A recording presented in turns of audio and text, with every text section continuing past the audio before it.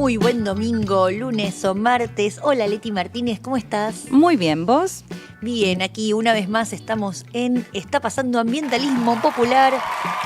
Otra semanita junto a ustedes. Que nos escuchan en cualquier horario, desde cualquier lugar, como decías, ¿no? Exacto, de cualquier Kenia. parte del mundo, desde Kenia. Por ejemplo. ¿Por qué decís Kenia, Leti? Porque vamos a hablar, de dos cuestiones, ¿no? Decíamos, ¿cómo lo titulamos? Por un lado, mientras la ciencia avanza, sigue demostrando un montón de cuestiones, como, por ejemplo, en este caso de Kenia, porque la noticia que viene de allá tiene que ver con el descubrimiento de unas larvas que básicamente consumen plástico. Bien. O parte de... Lo comen. Claro. Ahí está, míralas. Ay, me gustan, me gustan. ¿Sí? Sí, son nuestras amigas. Son como, tienen el mismo proceso que las lombrices adentro del compost. O sea, van comiendo. Claro, las descomponen. Exacto, las descomponen en su estomaguito y después defecan el resto. Sí. Y se comen el plástico. Claro, y no es la primera vez. No. O sea, no es el primer país. Ahora estamos hablando de este caso de Kenia, pero podemos hablar también de España y Sí. los gusanos de seda, como se conoce. El caso de Argentina. El caso de Argentina, sí, vos sabés que vos sabés que acá en Argentina hay un desarrollo que se empezó a llevar desde 2013 a 2018 y que justamente se registró en el CONICET porque fueron los científicos desde aquí que encontraron esta maravillosa larva que lo que hace es comerse los plásticos de los silobolsas. Claro. Así lo encontraron, o sea, empezaron a ver que había agujeritos en los silobolsas y ahí veían que esta larvita, ya te digo cómo se llama porque me encanta, se llaman polillas de la cera Aschroia, así, o sea, miren el esfuerzo que estoy haciendo por ustedes. Sí. Grisela, Galeria melonela. O sea, todo eso es esta señorita que se come los plásticos y se come, en este caso, se habían empezado a preocupar porque se habían empezado a comer las silobolsas y eran estos bichitos que lo que descubrieron estos científicos de Tucumán es que no es que las larvas con ¿vieron el caminito que va dejando el caracol? Sí. Esa marquita que deja, bueno, no es eso, sino que cumple el mismo proceso que encontraron en Kenia. Se las comen el plástico y eso ya lo degrada, ya lo hace parte del universo a este material que estamos sacando todo el tiempo de abajo de la tierra, el post-petróleo, industrias, productos de la industria del petróleo que quedan del lado de la superficie y ahí quedan, tipo, no hacemos nada con eso, todavía estamos en la Edad Media, ¿viste? Te dejo las cosas tiradas de arriba y después veremos. De hecho, un poco esa es la idea, ¿no, Jimé? Contar, mientras esto se avanza en ese sentido, ¿qué pasa a nivel político? ¿Qué pasa a nivel geopolítico? Bueno, para empezar, que la semana que viene se van a reunir en Ginebra en una última rueda para intentar llegar adelante una negociación que regule, pero en profundidad, que limite lo que tiene que ver con la producción de plásticos. Considerando, y no es la primera vez que lo contamos, se calcula Sí. que al menos 30.000 toneladas de plástico que se tiran al océano. ¿Qué pasa con esta situación? Bueno, sabemos que muchas veces los países operan y deciden de acuerdo a sus intereses. Bueno, hay una postura muy fuerte, sobre todo de los países productores de petróleo, que es la materia prima justamente para construir posteriormente el plástico, que se oponen a que le pongan límites en este aspecto y por ende llegar a una negociación. En este contexto, más allá de que está muy claro lo que la contaminación que se genera con el plástico, qué se hace, la pregunta acerca de qué se hace con todos estos residuos. Hemos hablado incluso de las islas de basura, de un montón de cuestiones, de cuáles son los principales países responsables, de los países que les trasladan la basura incluso a otros y demás cuestiones, y sin embargo en las esferas más altas políticas no se logra llegar a un acuerdo en ese sentido. De hecho, la última reunión había sido a fines del año pasado en Corea del Sur, que se esperaba que sea la última rueda de negociaciones en ese sentido, y como no se acordó, se va a llevar adelante ahora otra a partir del 5 de agosto, entre el 5 de agosto y el 14, que se van a reunir más de 170 países, pero como te decía, varios de los que son, sobre todo o especialmente productores de petróleo, que se oponen justamente a llegar a un acuerdo que sea un acuerdo que abarque todas estas cuestiones, ¿no? No un acuerdo así más flexible claro. o que no registre justamente todas estas cuestiones. Y además, bueno, es interesante porque en algunas publicaciones que salían, claro, planteando no solo esto que decíamos de los residuos, de qué se hace con el plástico, sino los microplásticos, un montón de cuestiones que ya sabemos que son muy malignas para la salud, con enfermedades incluso que pueden llegar a ocasionar enfermedades mortales y demás. Y bueno, no se llega a una negociación, veremos qué pasa, seguramente vamos a traer parte al menos de el debate que se va a presentar en esta nueva rueda de negociaciones, donde sabemos que de acuerdo a los intereses más o menos es cómo se van manejando. Pero me parecía interesante esto, traer que mientras se avanza en la ciencia y la importancia siempre de remarcar, y después ahora en unos minutos lo vamos a hablar, de qué pasa en el caso de la Argentina y de la importancia de justamente financiar a la ciencia para estos avances, pero también qué importantes las decisiones políticas que se toman en torno a esto. Así y bueno, en consonancia con eso, el panorama en Argentina es bastante desalentador porque justamente lo que no pasó aquí fue la ley de envases, que era un primer intento de regulación de todo ese plástico que se produce a partir del transporte de otro producto, porque no, el plástico no es el producto en sí mismo. Así que bueno, en Argentina quedó trunco y por lo pronto ahora encima en la ciudad de Buenos Aires el gobierno porteño de Jorge Macri empezó a implementar algunas regulaciones que dificultan el traslado y el acopio de estos materiales reciclables que están en manos de los recuperadores urbanos en el más desamparo total en el cual ejercen su trabajo, porque encima trabajan en condiciones muy, muy, muy precarias.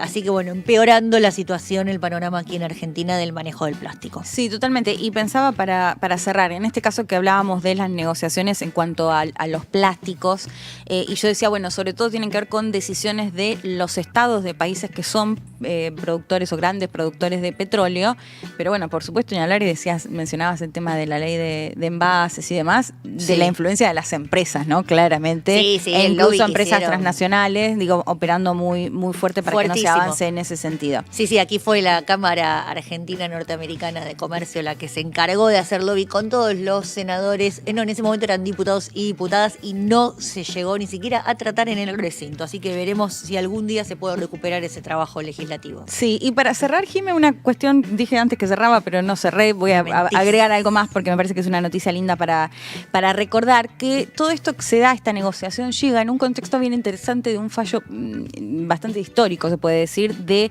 la Corte de La Haya, que capaz que después lo podemos comentar también con nuestro invitado de hoy, que básicamente lo que sostiene es que se puede considerar una violación al derecho internacional el hecho de no cumplir con los objetivos ambientales.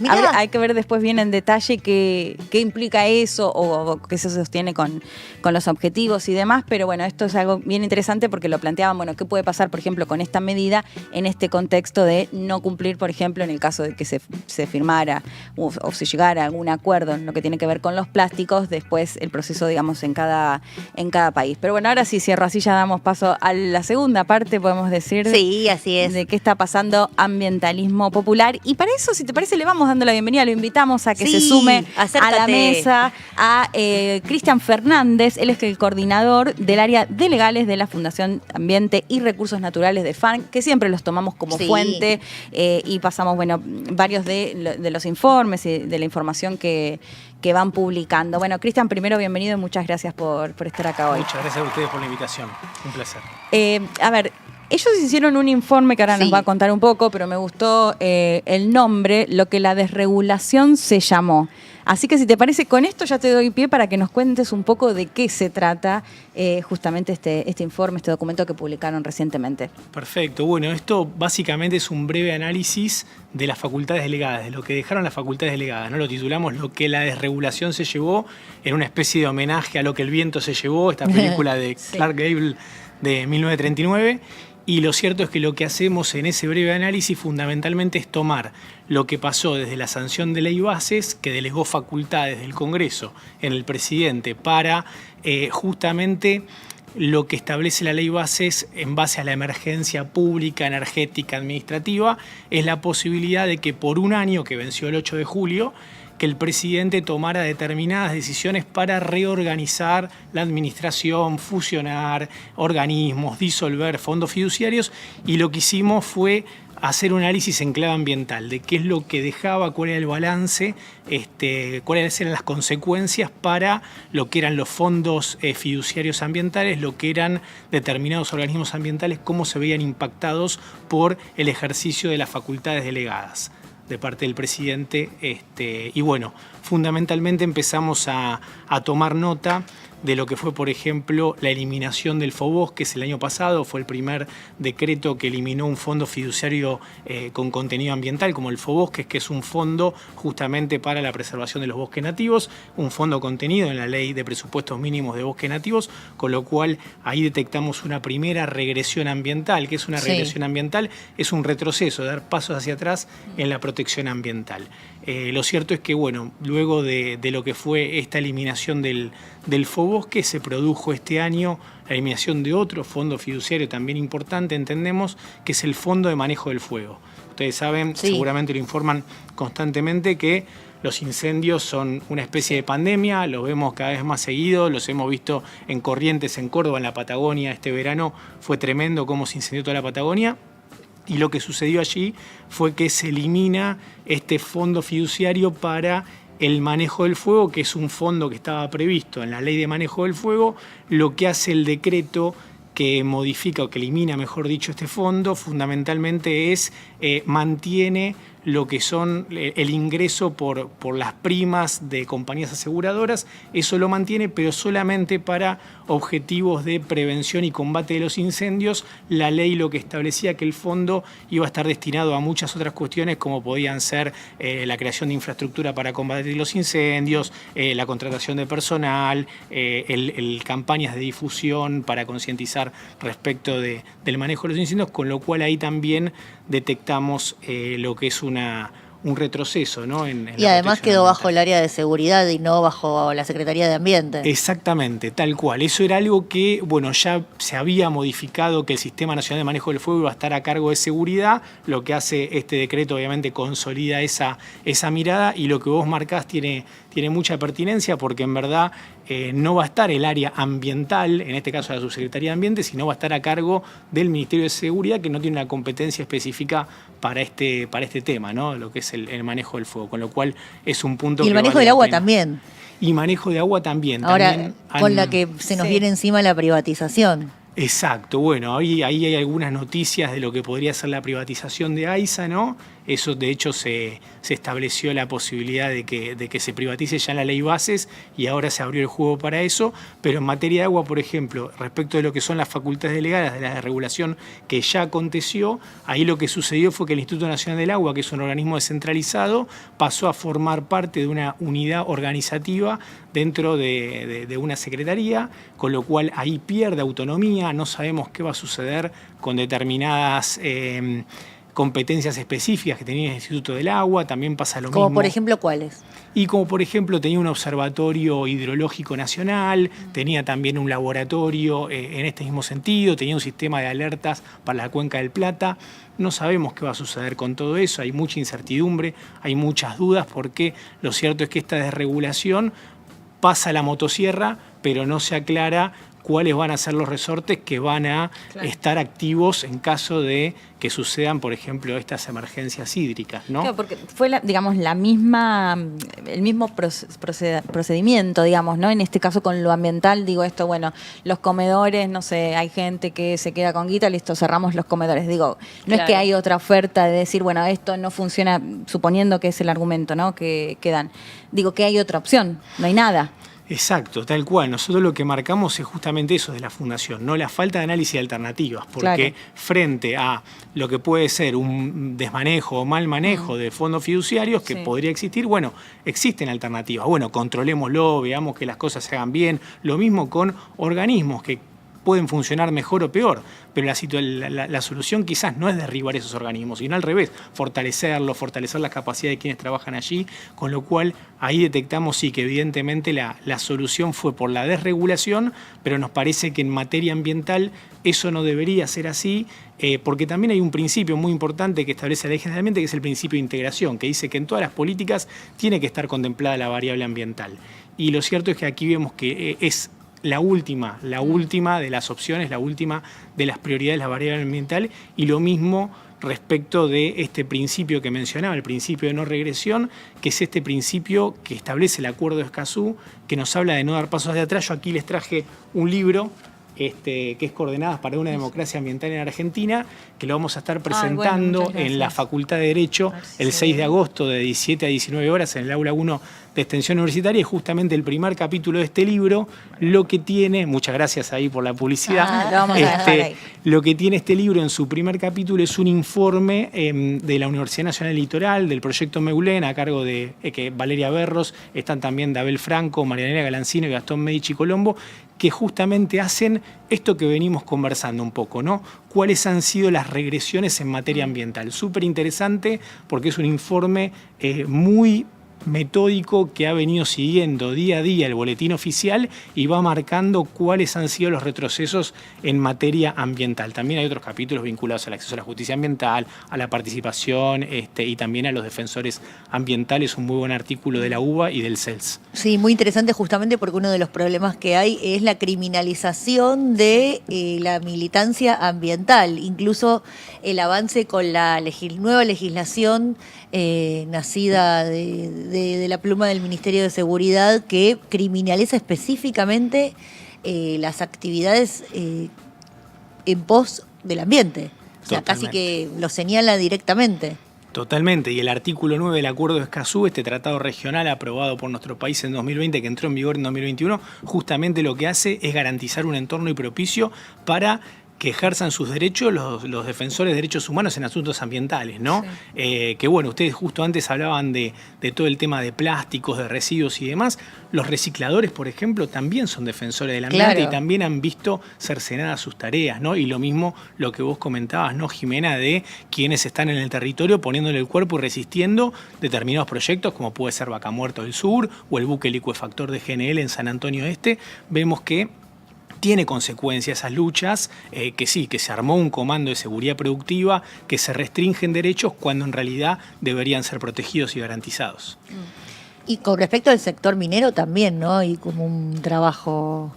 También. Sí, claro, preguntarte por eso, porque la motosierra pasó también por otras áreas, además de las que ya enumeraste. Exactamente, exactamente. De hecho, bueno, está lo que es el Servicio Geológico Minero, el CGMAR, y el Instituto Nacional de Prevención Sísmica. ¿Qué pasó? El Instituto Nacional de Prevención Sísmica era uno de los institutos que la propia ley Bases establecía que no podían tocarse, que no podían ser eliminados. Sin embargo, lo que vemos a través del decreto 396 de este año, muy reciente, 2025, hace apenas algunas semanas atrás, lo que hace es ordena la fusión del Servicio Geológico Minero con el Instituto Nacional de Prevención Sísmica.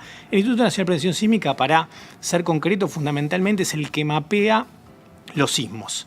Cuando hay un sismo en nuestro país, por ejemplo, suceden sismos en Sausal Bonito, que son consecuencia de la fractura hidráulica del fracking, allí, bueno, aparece el concepto de cuántos grados en la escala de Richter fue ese sismo. Esa información es pública, está disponible, y lo que sucedió ahora que este Instituto Nacional de Prevención Sísmica fue absorbido prácticamente, porque se habla de fusión, pero en realidad es como una absorción, porque el CGMAR, el Servicio Geológico Minero, absorbe todas esas competencias, es absorbido por el Servicio Geológico Minero, que es un organismo mucho más proclive al sector minero, en el cual claramente hay una intención tanto del gobierno nacional como también de distintos gobiernos provinciales, ¿no? De fomentar la actividad con cualquier sacrificio y con cualquier precio, ¿no? Cualquier precio, porque por ejemplo lo vimos hace poco tiempo atrás en Malargüe, en Mendoza, en Patagonia Norte, un lugar hermoso, que se aprobaron 34 proyectos mineros, a pesar de que el Instituto Argentino de Micología y Glaciología, el IANIGLA, dijo que allí había glaciares y era un ambiente periglacial, con lo cual está prohibido. La ley de glaciares prohíbe realizar minería en ambiente glaciar y periglacial. Sin embargo, fue aprobado este proyecto que se llama Malargüe Distrito Minero Occidental, ¿no? Con lo cual vemos con mucha preocupación el tema de que el Sejemar absorba al Imprés porque lo lleva a un lugar de insignificancia, con lo cual vemos que el gobierno lo que ha hecho fundamentalmente es jugar al límite con la legalidad de las facultades delegadas, porque no lo está suprimiendo el organismo, pero lo lleva a un lugar de falta de relevancia que hace que prácticamente anula sus competencias específicas. Claro. ¿Hubo algo que se haya salvado? Sí, ¿algún área? A ver, un área que nosotros pensábamos que iba a estar en el radar y que iba a ser demolida por la motosierra es ACUMAR, la Autoridad de Cuenca Matanza Riachuelo. No fue destruida, sin embargo, ¿qué sucedió? Quizás hubo un mecanismo más sutil, claro, que fue la cuestión de despedir a cientos de trabajadores. El año pasado creo que hubo aproximadamente 70 despidos, este año durante el feriado de Carnaval se produjeron 300 despidos más. Entonces, ¿qué sucede? Hoy la ACUMAR, la Autoridad de Cuenca Matanza Riachuelo, tiene una estructura mínima que no sabemos si sigue dando respuesta a las grandes problemáticas de saneamiento ambiental que requiere el riachuelo. Y esto en un contexto en el cual la Corte Suprema cerró el monitoreo de la causa, sí, con lo cual estamos prácticamente a ciegas, salvo que hagamos una presentación, un pedido de informes, no sabemos en qué anda todo lo que es la recomposición de la cuenca Matanza Riachuelo. Claro. Pensaba y lo contábamos el otro día, en el caso, bueno, yo sigo más lo internacional, hablábamos de la FEMA en Estados Unidos, del recorte, y de cómo se empezaban a ver inmediatamente las consecuencias justamente a causa de echar básicamente a sus empleados, y que cuando alguien llamaba para decir, bueno, me quedé sin casa por las inundaciones, sobre todo en Texas, no había nadie que le responda del otro lado. Digo, algo tan concreto como esto. ¿En qué dirías, Cristian, que por ahí se empiezan a notar justamente las consecuencias de estos recortes?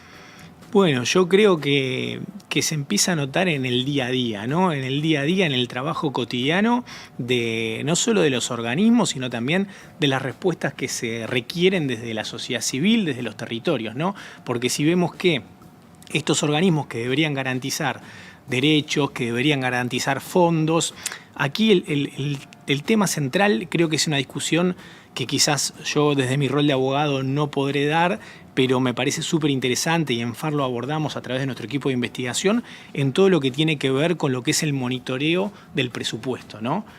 Tenemos un monitor del presupuesto, ahí están trabajando Ariel Slipak, Guillermina French, Matías Sena Trebuch, muy fuertemente, y lo que hace ese monitor del presupuesto fundamentalmente es ver cómo se ejecutan, se subejecutan o no se ejecutan las partidas presupuestarias para todo esto. Entonces nosotros vemos que muchas veces todos esos organismos y las normas ambientales son fundamentales, pero también necesitamos que se implementen en la realidad, y la forma de implementarlo es con un presupuesto acorde. De nada sirven, lamentablemente, las normas o los organismos si no tienen presupuesto. Y vemos que eso es el primer déficit que hace que no sea operativo la respuesta que requieren las emergencias ambientales y climáticas que vemos cada día más a menudo. ¿Y ustedes registran que en la sociedad hay alguna percepción de lo que nos pasa con los incendios o con las inundaciones está vinculado al cambio climático, o son fenómenos desvinculados entre sí que no tienen que ver? No, yo creo que la sociedad lo registra. Creo que bueno, que el ciudadano común y corriente, la ciudadana común y corriente, quizás tiene urgencias, ¿no? Llegar a fin de mes y no se puede meter mucho en estas discusiones que a nosotros nos apasionan, pero lo cierto es que vemos que efectivamente sí, es una cuestión hasta de sentido común, ¿no? Las personas, incluso personas mayores que no tienen quizás la formación ambiental que tienen los chicos de hoy, ¿no? Que están más en contacto con estos temas desde que están en el jardín o la primaria, pero sin embargo ellos mismos son testigos, bueno, antes no hacía este calor, antes no hacía este frío, ¿no?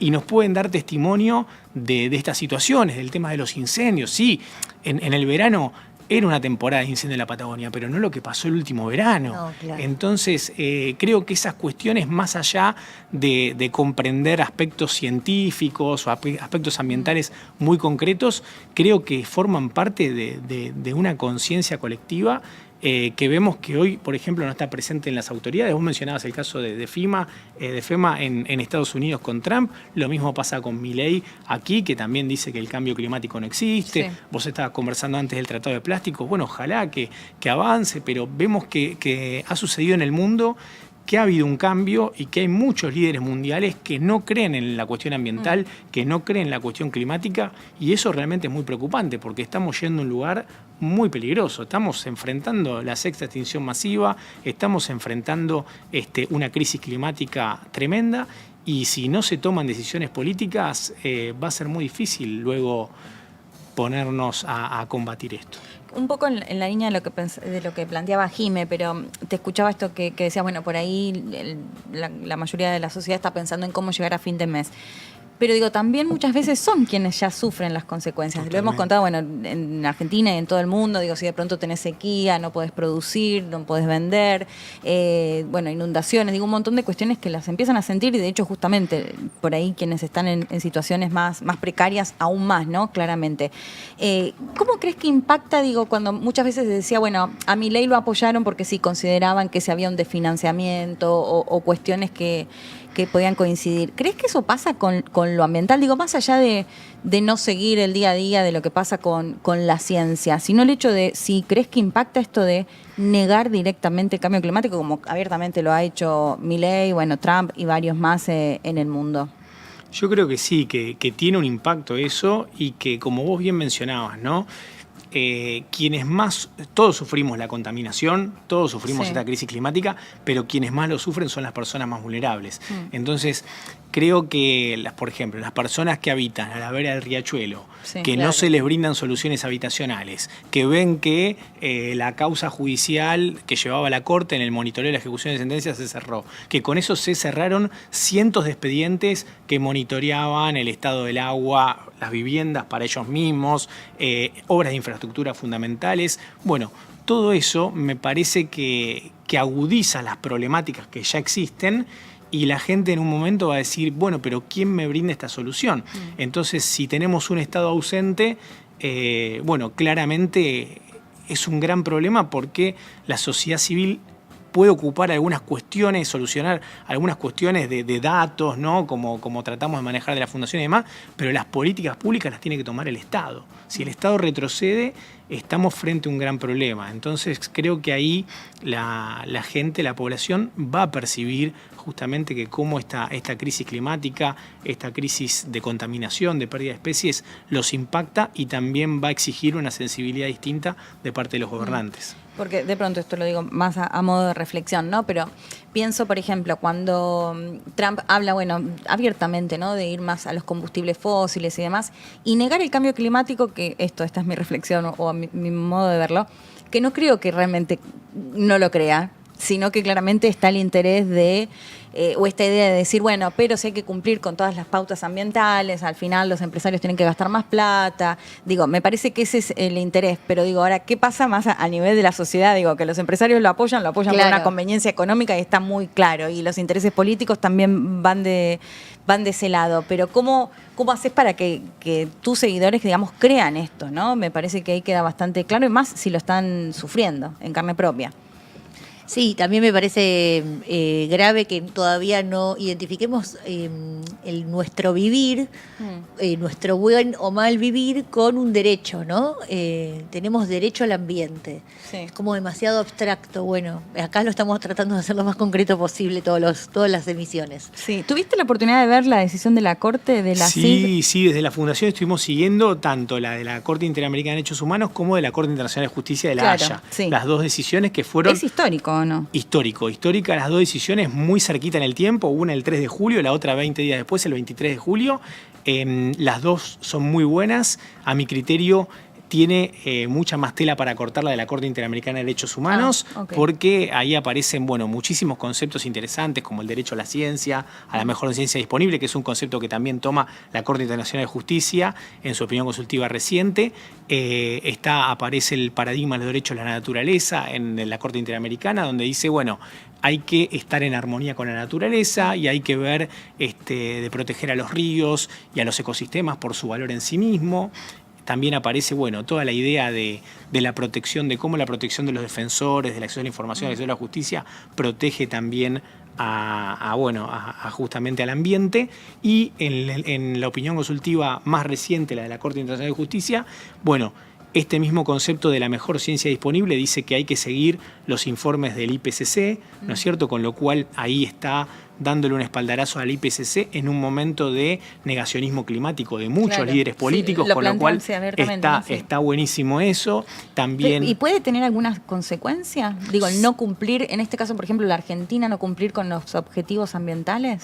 Y sí, la verdad que sí, porque yo creo que las Pero dos... legal, digo, más allá de lo... Sí. Totalmente sí, porque en realidad lo que hacen, estamos hablando, la Corte Interamericana de Derechos Humanos y la Corte Nacional de Justicia son dos de las cortes más importantes del mundo. Entonces, lo que han dicho son hojas de ruta que obligan a los estados, más allá de que algunos afirmen y digan, bueno, pero las opiniones consultivas es parte de la jurisdicción consultiva, no es un caso contencioso entre estados, entonces tratan de relativizar y ningunear lo que dijo. Lo cierto es que estamos hablando de la interpretación jurídica, la interpretación convencional, la interpretación legal que hacen dos cortes súper importantes, con lo cual lo que se dice en estas opiniones consultivas, en las 214 páginas de la Corte Interamericana de Derechos Humanos y en las 140 páginas de la Corte Nacional de Justicia, son coordenadas a seguir por todos los estados del mundo, y no cumplirlos expone a los estados a responsabilidad internacional y a que sean llevados incluso ante tribunales internacionales, con lo cual creo que es fundamental tomar nota de lo que dijeron ambas cortes. Bueno, bien interesante, aunque estamos viviendo un momento de bastante descreimiento de que pueda llegar a haber, alguna sanción o algo por el estilo. Bueno, más cuando es la potencia del mundo quien sale del Acuerdo de París, un montón de cuestiones que cuesta creer, pero bueno, me parece por eso te preguntaba si ustedes lo veían como algo histórico, porque me parece que sí, que es un paso importantísimo. Sí, lo vemos. En este contexto tan de negacionismo, ¿no? Sí, totalmente. Es una bocanada de aire fresco, ¿no? Es una bocanada de aire fresco en un momento muy complejo, muy complicado, y creo que las dos cortes nos dejan lecciones muy interesantes que tenemos que seguir. Bueno, gracias, fue un placer. Cristian. Sí, repetimos para que lo sigan y sigan a la FARN, por supuesto. Cristian Fernández, coordinador del área de legales de la Fundación Ambiente y Recursos Naturales, que como decíamos, siempre fuente acá, siempre pasamos la información. Pasamos el chivo. Que publican, siempre los seguimos, así que muchísimas gracias por tu gracias visita. a ustedes, y después les traigo otro libro para que lo sorteen con la audiencia. Sí, de bueno, una. dale, sí, que lo tenemos pendiente. Es verdad, lo sí. vamos a hacer, no nos vamos a canutear el libro. Sí. Bueno, se nos pasó muy rápido. Rapidísimo, pero bueno, como siempre les decimos, métanse en Eva TV, en nuestro subcanal que es Justicia Social, y síganos en nuestro Instagram que es @pasando.ambientalismo. Ahí va. Que estamos publicando un montón. Sí. Le estamos metiendo a full a las redes. Y lo que quieran nos escriben, como siempre. Sí. Nos volvemos a encontrar el próximo domingo, Jimé Fuertes. Así es, Leti Martínez. Abrazos a todos y a todas. Chau.